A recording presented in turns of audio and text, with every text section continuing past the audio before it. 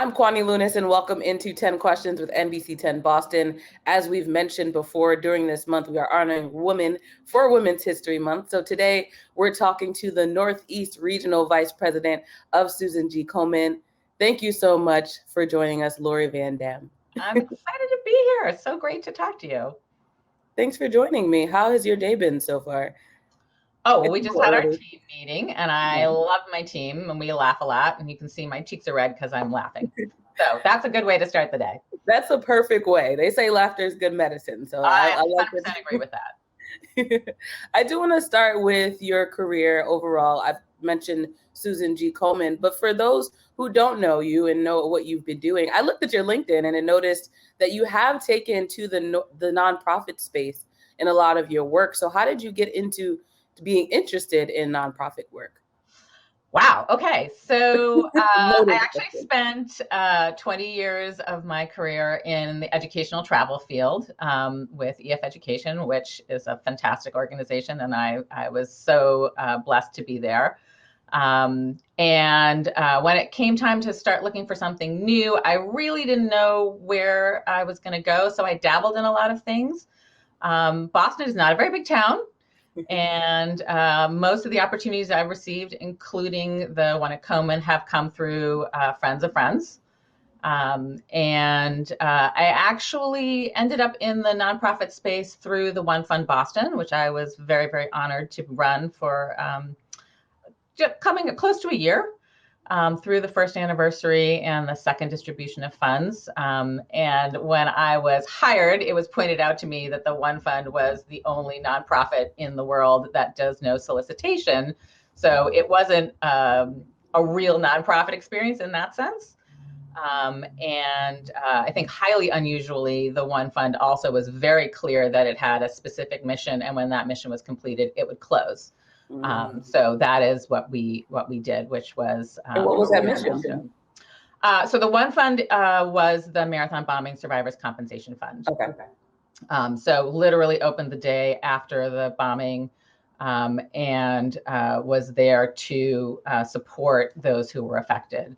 And I'm still good friends with a lot of the survivor community, and it was a huge experience for me. So when the One Fund closed, I was sort of casting around for what my next move was, and really loved the idea of staying in the nonprofit space because, there's just a lot of problems in our world, and being part of the solution felt like the right answer for me. And was fortunate enough to have a friend of a friend who was running the Massachusetts Komen board at the time, and they were looking for an interim executive director. And so that was kind of my way in.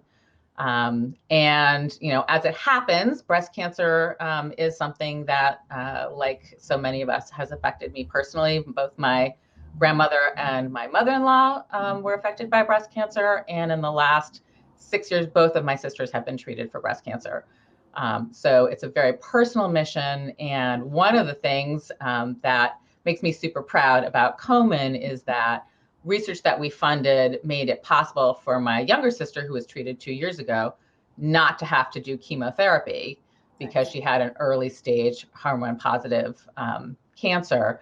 And without that research, she would have had to go through the whole process of not only the very toxic chemicals that they pour into your body, but losing her hair and, all of the kind of trauma that comes with having to go through chemotherapy. So I have very firsthand knowledge that, the work that we're doing is really making a difference in people's lives.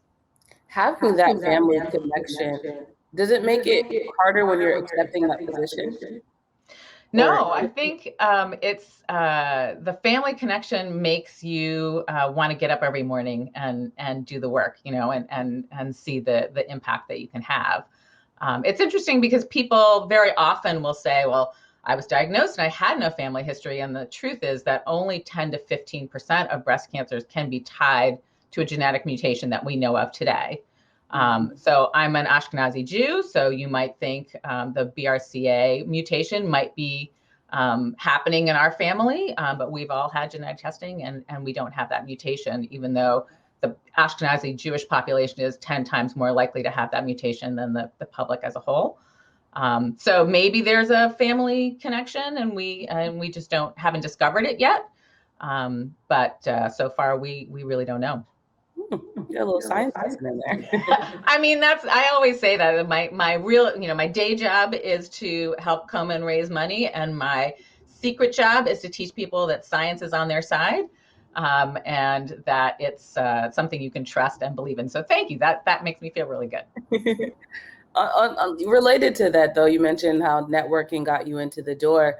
Over the years of working your way up in your professional career, how has that journey been like for you, especially as a woman? A lot of times people underestimate the struggles of being a woman in any industry. You are saying a mouthful. Yes, it is not easy to be a woman in business or in the nonprofit space. I'm very fortunate. I've had a lot of heavily female environments that I worked in. The 20 years that I spent at EF Education, my mentor is a woman. Many of my colleagues were women, and it was an environment that really pushed and enabled women to succeed, which was quite unusual. And then I spent a couple of years in some male-dominated environments where I would sit at tables and not be introduced when all of my male colleagues were introduced, and have those less than ideal experiences. And I will say I'm incredibly fortunate. I have very, very dear women friends who are my total support system, and COVID has really messed with my ability to stay connected with them, and that's something that I've really lacked and regretted. But in normal times, that's what knits me together and keeps me going, is my women friends, and it's something that I can't. I feel so strongly. I have a daughter who's in college, and I feel so strongly for her that I want her to have that same network, because mine dates back to my college days. But also includes, people that I've met in the last 5 years. And I just think women are amazing, and we can really lift each other up. And you touched upon the mentoring aspect being very important to you. How has mentorship played a role in your life, whether it's you finding mentors or you also mentoring others as well? Yeah. Oh, I think mentoring is hugely important. I think, so my dad is a professor, and I think growing up, seeing him mentoring students, he always really invested a lot in his students and still does. And so that was kind of my example. And I feel very strongly that I make this analogy. So my husband's an architect. And when he kind of looks back at his career, he's like, here is a building that I created. Here is stone and concrete, and that is a monument. And for me, the thing that I want to leave behind, and which I hope I'm doing, is people who say, remember when you told me that thing that really helped me? Or, I really tried to think about what you would recommend for me in this situation that was really challenging. And particularly for women in the workforce, as they go through the process of going from not having kids to having kids and trying to stay relevant. That is an area where I feel like I have some advice, and also just to prop them up and say, you will get through this. It will be okay. And, it's going to be tough. And particularly these last 12 months, my heart goes out to anyone who's got little kids at home, because that is just brutal. But we can do it, and it takes a village. It takes a village is a huge one for me. Work-life balance is something that's also not talked about enough, maybe even. I agree. With women. How were you able to maybe early on balance, and how have maybe you improved your work-life balance over the years? Well, one advantage of being older is that you don't care so much, which I recommend to everyone at all times. Don't care. Care a little less. Not care. Okay, a little bit. That's smart. Yeah. A little bit. When I had my kids, I was working a lot and traveling a lot, and we had au pairs, and having live-in help was stressful, but also completely necessary to provide that flexibility, because we're a two earner family.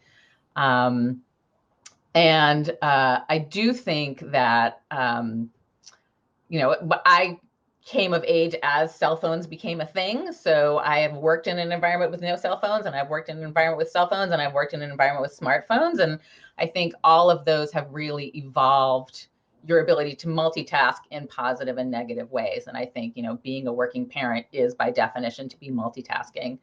And my mentor, she always talked about the idea that it's not enough to think about balancing your work and your life, which many women will define as their family life, but you also have to have a third leg on the stool, which is yourself. And that you need to make sure that you are feeding your own needs, the whole put your own oxygen mask on before helping others thing. And I think that's really hard for women to take on board.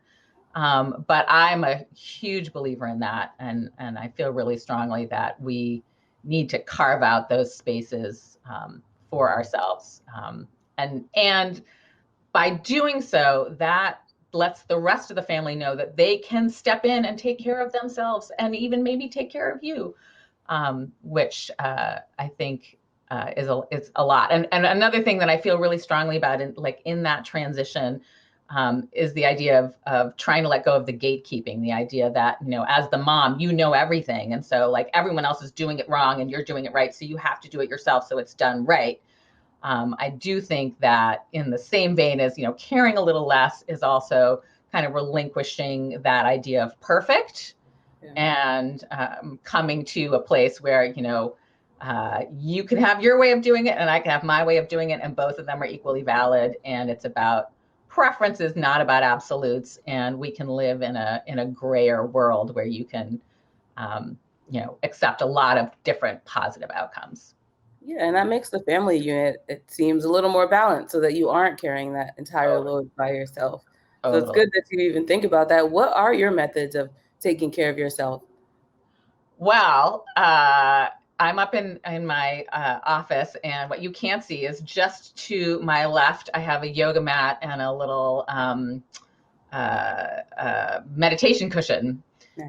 And I did start meditating about 18 months ago as a lifelong meditation hater, like active hater. And it took a lot of work. I put my poor teacher through a fairly torturous process over the course of an 8-week program that I joined for mindfulness-based stress relief.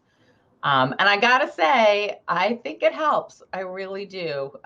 So I recommend that. But if it's not a formal meditation, I'm a huge believer in getting outside. I try to walk outside every morning if I can.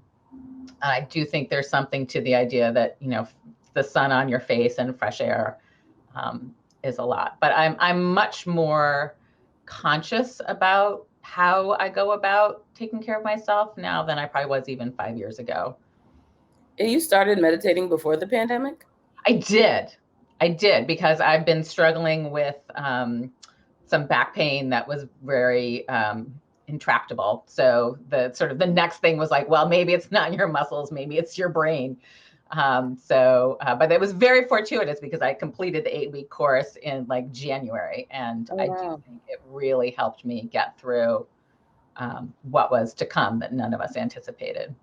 Exactly. And that's good that you had that for the personal life side, but for the work life balance, so to speak, how were you able to adapt during the pandemic? How maybe did your workflow change? Yeah, well, at Komen, we've really needed to re-envision the organization. So when we started, so if we say, look back at February of 2020, we were 60 independent organizations that were joined essentially, it's called a federated model, essentially through agreements like a franchise. And as we got into understanding what the pandemic was going to have in store, we realized we couldn't support being all of these individual organizations. So we're actually in the process of coming together as a single entity, which has changed my role because I was in a CEO role for one of these small entities. And now I'm, as you know, a vice president at the regional level for the entire organization. So I used to have New England kind of top to bottom, and now I've got the Northeast really focused on raising money and connecting with the community. So that's been a big shift. I will say we had actually decided to be a work from home organization before the pandemic started, just from an efficiency standpoint. And Komen has actually gone 100% distributed. So we have gotten rid of all of our offices across the country, because we realized through this natural experiment that nobody wanted, that we can actually be effective working from home. And that cost is not a good way for us to spend our donor dollars. So we've really ramped down the infrastructure that we've been supporting in order to be as efficient as possible with our donor dollars. So I actually, I thought I was going to be working at home in glorious solitude, and instead I was working at home with everyone and a husband and a dog, where everyone was on top of each other all the time. Right. So actually today I'm once again in glorious solitude, because my daughter's back at college, my son is in hybrid learning, and my husband has gone into his office. So it's starting to feel like it was supposed to, which I love them, but I do not miss having them around during the day. Of course. Everyone needs a break every once in a while. It makes you grow the absence makes the heart grow fonder, they say. It really does. It really does.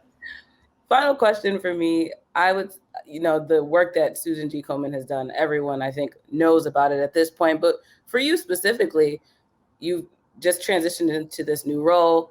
How do you want to make an impact, or continue to make an impact with Susan G. Komen? That is an awesome question. I think I would say there's kind of two pieces to that. One is really to continue to help grow the folks that I work with. So as I mentioned at the beginning, I have a fantastic team, and I really am so thankful. We've actually been hiring over the last couple of months. And Meg and Adrian in the comments, so their team is here. Love them.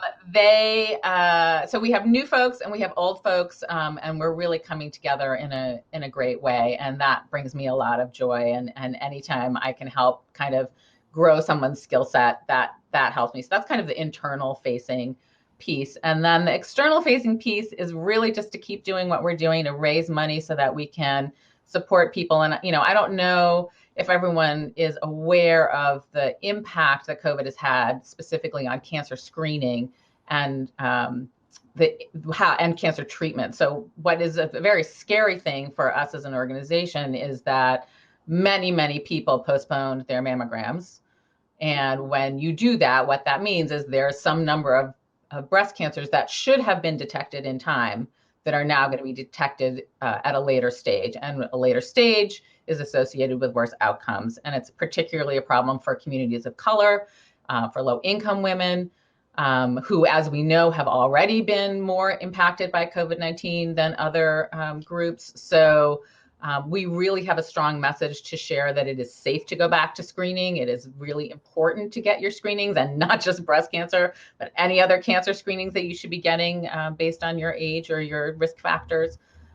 So to continue to spread that message and to raise the funds that we need to support the people who couldn't afford to get to treatment without the funds that we're able to provide to them. So I will say it's an exceptionally rewarding opportunity that we all have to make a difference in people's lives, and one we don't take lightly. Thank you for sharing that part, and thank you for joining 10 Questions with NBC 10 Boston today. I will love talking to you, and I will come back and talk to you about anything, anytime. It was great. It sounds like a plan. Thank you again.